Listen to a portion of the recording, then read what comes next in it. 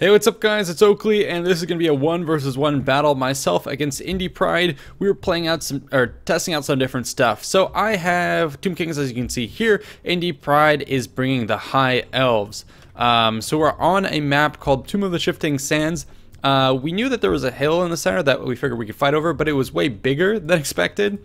So Indy and his deployment is going to back off of this. I'm going to move forward, and then we're going to try and seek battle on a bit more even ground. So that's going to give us a little bit of time as things get underway to take a look at the various rosters or army composition. So we did a little bit of playing before this and understood that Tomb King's roster has a lot of power that it can bring in terms of big construct forces, and but not much in the way of very good infantry and not much armor piercing. So basically going into this, I knew that Indy knew that, and he would probably try and counter that. So he would probably anticipate that I would focus on some of the big monsters, and so he would probably bring Dragon Princes or some Phoenix Guard, which makes sense, and a Dragon, of course, with some breath attacks. So he brought just that. So in anticipation of him bringing that, I really didn't bring many of those big monsters. I focused a bit more on countering what he would bring. So the way I did that is I wanted some range. So I have a big blob of range units in the center, 3 of these skeleton archers with a Blessed Legion of Fakth.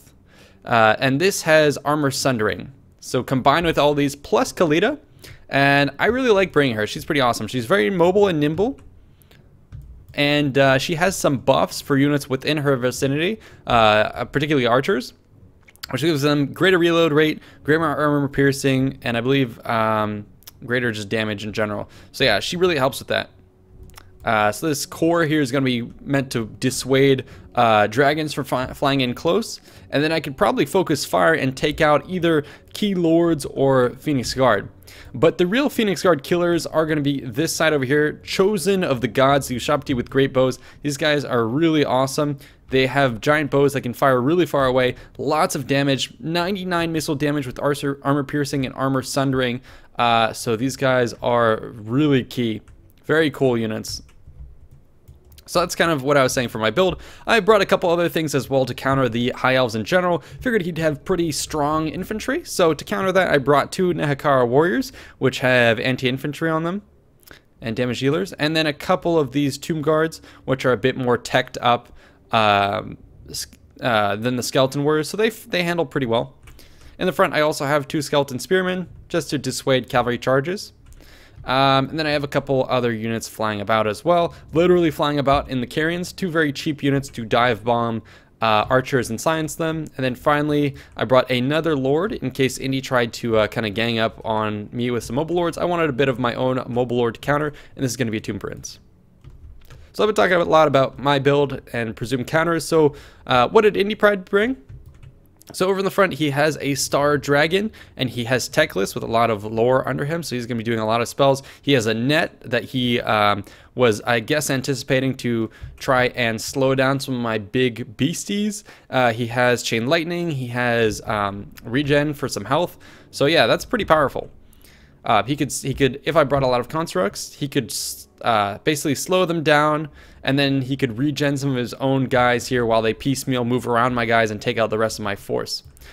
So those are those 2 units. Then he has some White Lions of Trace and a rear guard of basically some of these archers. So he has 2 simple archers, and then on either flank 2 Lothern Sea Guard with shields and spears. And he has Phoenix Guard, of course, as we stated at the beginning of the video, and a Spearman and a Dragon Prince. So nice little mobile force. But all in all, pretty heavily outnumbered. So you can see he has 634 men. I have almost 1,100 to my name. And at this point, Indy doesn't quite see my army. And so I'm going to be moving up into position. But he's going to seek, I guess he didn't want to seize the high ground or even contest it, because Tomb King set of a fair amount of units that can Vanguard deploy. So even if he had tried to take this, the uncertainty of positioning yourself on a hill plus lower numbers mean it's probably not a very good idea. So I'm going to go ahead and claim the hill, but like we said, gentleman's agreement, I'm going to come off down the hill and try and fight him out on the open plain. Meanwhile, these carrion are just going to be here to just hold the flanks and make sure nothing really sneaks by, see if they can be opportunistic. These guys do look, as Turn would say, haggard as hell. And they can maybe even pester the Star Dragon here. And this guy I gotta be a little bit careful of. With his breath spells, he can definitely take out some of my either lords or some of the Ushabti with great bows. But here comes some of his archers firing. I figured I would go ahead and start baiting out some shots. It's something you can do with cheeky units like this, is just hold space to see where the extent of your enemy's bow range is. Pop in and then pop out. It'll trigger a volley from them, and then by the time the arrows reach you, you're already out of range. So I'm just gonna be doing a little bit of that, and that's just meant to well, one, start wasting some of his ammo in case it really plays an effect in the long game, but then also get them to fire in that reload time. It's when my army's going to advance as well. And keep an eye on this. Take a look. Chosen of the Gods. Going to brace and fire right into the Star Dragon. Hit him and do a fair amount of damage. So one of them embedded in the side, and he's going to pull on out of there. Really great range on those guys, almost like an artillery piece. Super powerful. I believe they're going to outrange these bows as well, though it's a bit hard to tell over the sand here. So here comes my force, moving forward. Carrions, like we said, to screen. Ushabti here to start picking at key elements of his army. And then here's my main blob of bows going to be starting to move forward. And Khalida still on the top of the hill, but she should quickly get into battle, or at least come to the support of my archers. Let's see what this looks like actually from the enemy's perspective. I'm going to bring one of my guys to try and face this. Indy has two forces over here. Pretty scary stuff in the sense that this Star Dragon can do a lot of damage against my guys. Looks like he wants to get a breath spell against my Ushabti, and he's coming in here with Techless. Going to probably he's going to try and freeze them in place and then do a bit of a dive bomb. It's a little bit close to my archers who can turn about, so I'm starting to pull in Tomb Princes in case he lands, and Queen Khalida as well. And there he goes. So he does get a net of Ammontok on these guys to slow them down. And then he's going to try and get a breath spell on these guys. But my units don't take that much damage. One of them goes down. But the rest of them, even though they're standing in place, can still get some shots on. The Carrion also circling to try and see him off. And then meanwhile, my bow is also going to be firing into this. So now I've got him a bit isolated, separated from the army. And what I can try and do is with these Carrion birds, they don't do too much damage, but they could potentially slow him down enough for my archers to catch up. Indy, knowing that this is a threat and seeing that my archers are distracted, is going to try and push up the center. Get his bows within range, so you can see they're right up to here. So they're just about to hit my Chosen of the Gods. These Ushabti have, I believe, greater range. Let's see, missile range 255. These guys are 165. So yeah, these guys should definitely not be taking full volleys from archers. They should be pulling in the back and doing damage from a distance, which is what I'm going to do. So there you go, I'm going to reposition them. And then I figured since Indy's still isolated, might as well put some damage onto the Star Dragon initially. Techless can be here to help him regen if he needs to. But that's just going to be pulling more Winds of Magic away from other units potentially. So here come the early shots. They try and fire into my Skeletal Warriors and these Ushabti. I'm going to pull on out of there. Again, wasting a couple shots, knowing that he has other priorities and the archers are in motion. What I'm going to do is pull up. Yeah, both those shots wasted on spearmen that I don't care too much about. And here I'm going to come and focus fire with everything. Khalida nearby, armor sundering, and mass volleys against these white lions. The Lion Cloak should help protect them a little bit, but with mass volleys like this, you'll see just how quickly they crumble. So take an eye at this.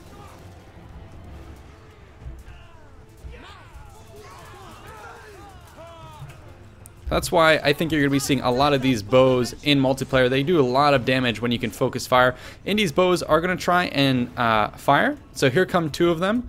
They're going to try and focus fire on my one skeleton archer force, but I have a ton that are still in good health.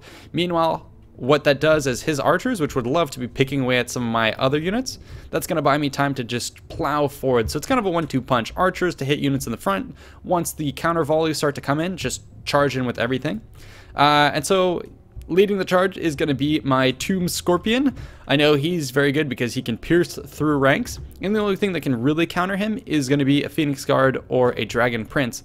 That is why I'm also bringing in Skeleton Spearmen, because what I'm trying to do is I'm trying to push over here, get his troops entangled on whatever I have. These guys are going to be sunk in. So Tomb Guard against the Phoenix Guard, and then Skeleton Spearman against the Dragon Princes. Get those all tied out, and then with this guy, once he's free, pivot back into the center and do more damage.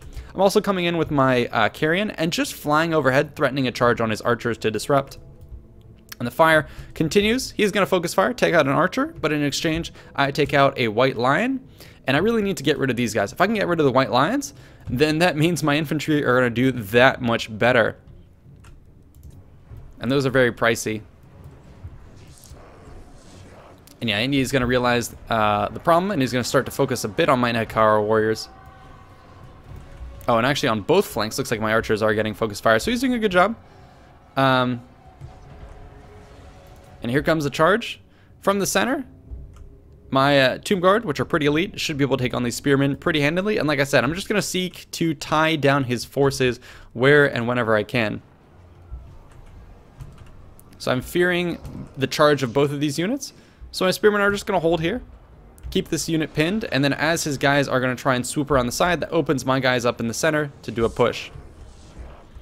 Same thing happening over here, although I have weakened his white lions with all my archers, which means that when I come in, Tomb Guard can hit his guys. And just as my guys, my archers were starting to get depleted, this is another cool thing. If you're exchanging in an archer battle, I mean, at some point, they're going to get a lot of kills against your guys, and they're just going to start to regen once you hit tier 1. So that's so powerful. Meanwhile, in the back, the Chosen of the Gods here have been focusing fire on the Star Dragon. He has been forced to pop regrowth to get him back up. But in the center, both of my wing attacks have opened up an opportunity for a Tomb Scorpion and Tomb Prince to punch through the center. That's another cool thing. With the numbers advantage that I have here in the mobile units that I have, I can really get through and start to harass his guys in the center. Carrion's still kind of hanging out in the skies, not doing too much, but the opportunity will come for them to charge in at these archers. I'm just a little bit scared because there are the Sea Guard nearby. But yeah, here it goes. Once these guys are reforming to retreat, I'm going to pull in these archers and reprioritize their target against the Phoenix Guard. They have their flank exposed, and now I'm going to be able to just absolutely lay into them. Meanwhile, the Dragon Princes in the back are going to be going after some of my guys, but I have a spare unit of spears that I can pull into the rear to help out. Meanwhile, Khalida can also engage if she needs to. And yeah, here comes this Tomb Scorpion hitting Realm of Souls tier 2, which is going to mean that I can regen again, sustain my front lines. So these, like I said, Tomb Guard going to trade really well against Spearman, doing just that. And meanwhile over here, he had his Phoenix Guard come in, and I just traded in the Hekara Warriors, which are anti-infantry. He's still going to win this, but it is the best counter that I have to offer. Meanwhile, on the back, I've punched through Silence's archers, which means my archers now are free to choose their targets. So I can either focus on getting his Dragon Princes off the field, focusing fire on his Phoenix Guard, or perhaps even try and take out the Star Dragon. Over here, his Star Dragon decides to come in against the Tomb Scorpion. Net of Emtok has also popped on it. So, yeah, this could be bad for me. But it is a resilient little unit. And now, Carrion Birds are going to be told to charge in. Really nice to hold them till this last part of the battle, because now I have these two undefended archers. Lothar and Seaguard are committed against my units. So one of my Carrions is going to come in. And they look so goofy, kind of trotting around. But yeah, they're going to be able to see those archers off. Over here, Tomb Prince is going to come in as well to try and silence these forces and save my Scorpion, who's been taking a beating. And Khalida is going to come in to clean up these Phoenix Guard. And meanwhile, these Dragon Princes were in the back. Didn't do too much. Looks like they did suffer a fair amount of damage from my archers firing into them, and probably killed my Ushabti. But at that point, they had done their damage to the enemy Prince and done distraction, or enemy Star Dragon. Now we're getting a bit of a mess. High Queen Khalifa here going to be poisoning the enemy as well. So these Dragon Princes are all but done. Same thing with my archers as well. They're freed up, and now they can focus fire on this blob. In the back, the Carrion are going to focus on seeing these guys off, and now they can close in on the last remaining archers. So really able to have a lot of control by bringing a couple of these. Really critical.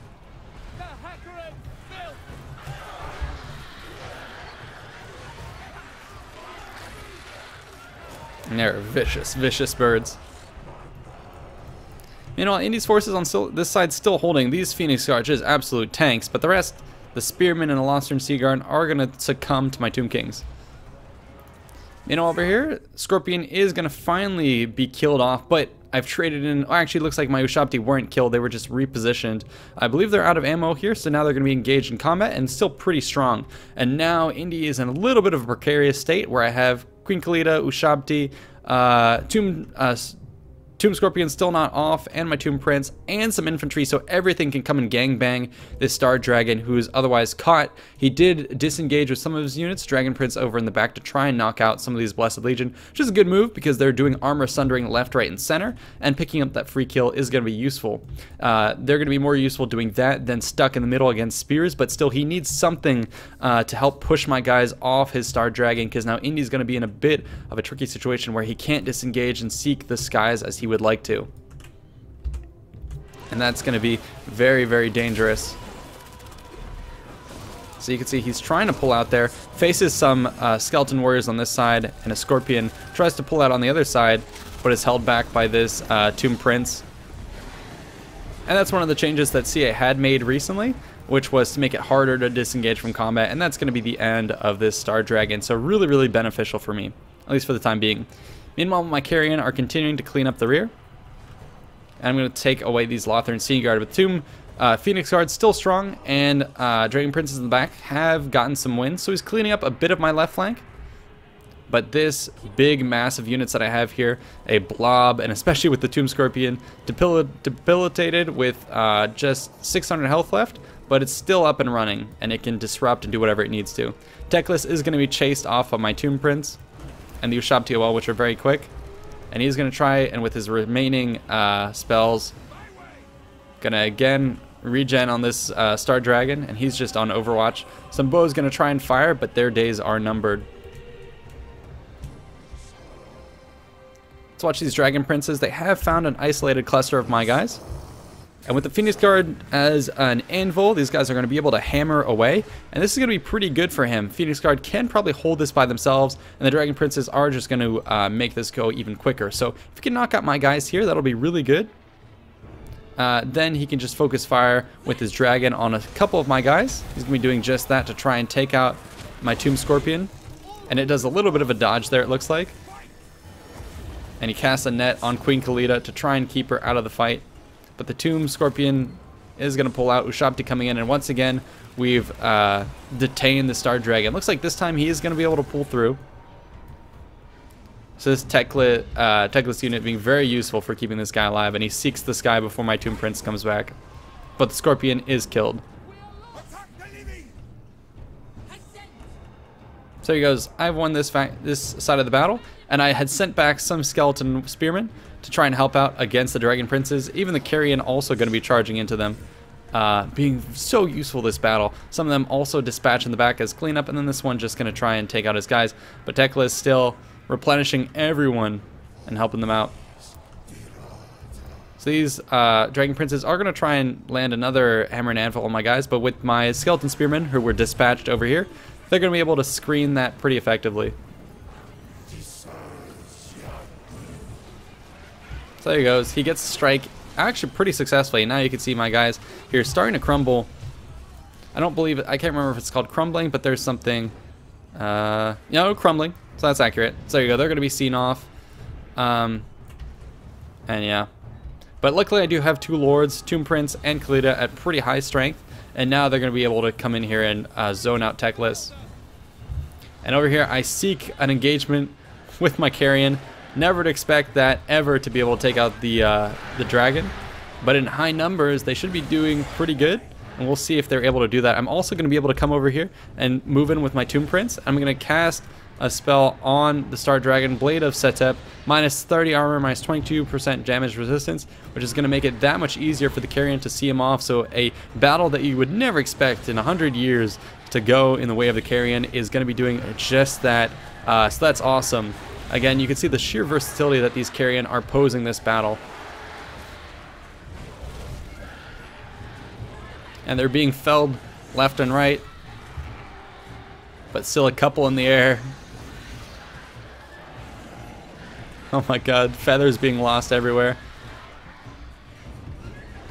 But not routing, and with every nibble, they're going to get a victory. And there he goes, he's exhausted. And he's going to be seen off. So this dragon going to be eaten by the undead birds here. So cool. And they are crumbling, so they may just die in the pursuit. With that being said, Dragon has been seen off the battle, and my Tomb Prince and other units are still very much alive. Teclis still up and running. Going around trying to outpace Galita. Looks like he's able to. Got one of the fastest steeds in the world. And doing good. His bow is getting a final shot in here. But my guys are going to start to crumble a little bit here and there. The Phoenix Guard are going to breathe their last, I believe. Trying to hold strong, but you can see just how good these guys are as a pick against the Tomb Kings. Not only because they can sustain against, you know, big monsters, but even in infantry, not a very good way to counter them. Even the infantry that I've pitted against them just are no match. Put a couple Lore Masters in here, and the High Elves can expect to hold out very well. It was only due to the fact that I had some Ushabti Great Bows firing into them and mass bow fire that I was able to take the other one out. But this one, 257 kills, absolutely insane. So yeah, I'm really eager to see more of these matchups in the future. That was cool. But there you go. I'm going to be able to claim a victory here. Although Teclis not ready to call it. Still in. And he's going to come back and regroup around the last of his Lothar and Scene Guard.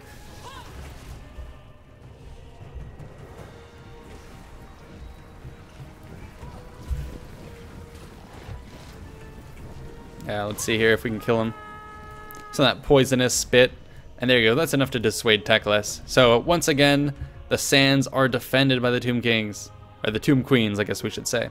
So that's it for this battle. Let's end the replay. Take a look at some of the final stats here. So that was a very, very fun battle. I definitely enjoyed it. And we're just testing out the competitiveness of different Tomb Kings builds. And I think as we saw in this one, you know, definitely a good archer core. These Ushabti with the great bows being awesome. And the versatility of the Carrion being really powerful. And just sprinkling in here, once you have that, you know, a couple select constructs. And good anti-infantry, and we got a pretty solid, versatile build, even against a pretty strong one, strong build here, and a strong player as well. So yeah, that's it for this battle. Hope you guys enjoyed. Stay tuned for more. See you in the next one. Peace out.